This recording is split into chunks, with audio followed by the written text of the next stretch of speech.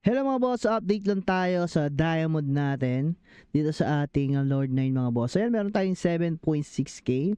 So ang tanong, ibebenta ba natin siya or i-upgrade natin ng character? So far, hindi ko pa naman kailangan mag-upgrade siguro ng character kasi nakapag-farm pa tayo sa level 80 plus na mga mobs mga boss. Gamit lang tong combat power natin na 58k.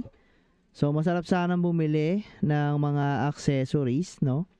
Para makapag-upgrade tayo ng ating character. Pero hindi na muna. So kailangan natin makapag-earn mga boss. Okay? So dahil ang game na to is play to earn. So mamimili ka kasi mga boss eh. Lalakasin mo ba yung character mo or mag-earn ka mga boss? Okay? So keep in mind na halos lagpas 3 weeks na yung farming natin ng mga yan. So mapakita nyo dito mga boss, sa trading post, so trade history, kahit na 12 dias lang yan, is binibenta natin yan mga boss. Ayan, minsan nakaka-chamba tayo, no? Serad hat. Okay, ayan, ability, secretas, talent. Ayan, nakaka-ano tayo dyan. Nakaka-chamba tayo. Diskarte kasi mga boss sa paggawa ng mga destroyer boss is inipon ko siya and then saka ako bubuksan kapag mga 10 pieces siguro. Mas malaki yung chance na nakakuha ka ng mga magagandang item. Okay? And then hindi ko na rin muna binibili yung battle pass. Okay, hinayaan ko na yan kasi ang ating relic is 50-50 and 42 naman. So okay pa yan. So makapag-farm pa tayo dito. Pero mas maganda sana kung mataas yung CP, no, ng mga nasa 70 para sa mga 90 mobs na tayo makapag-farm. Pero anyway, okay lang din naman yan mga boss.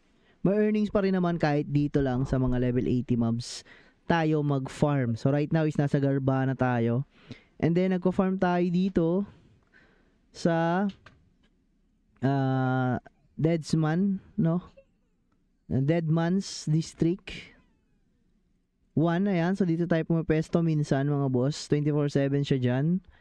At paminsan naman is dito, no, sa lower tomb, no, dito sa second floor. Okay, sa dito banda mga boss. Okay, so dyan tayo tumatambay paminsan. Kasama yung mga alt din natin, no. So mas maganda kung marami kayong alt. Mas mabilis mapatay yung mobs, is mas mataas yung drop rate mga boss.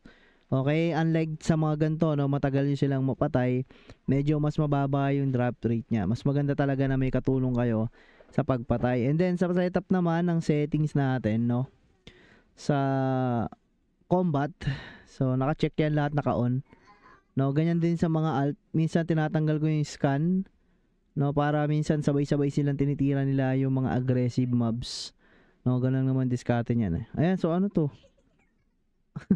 So may nagbibenta 500 lang daw mga boss pang Noche Buena.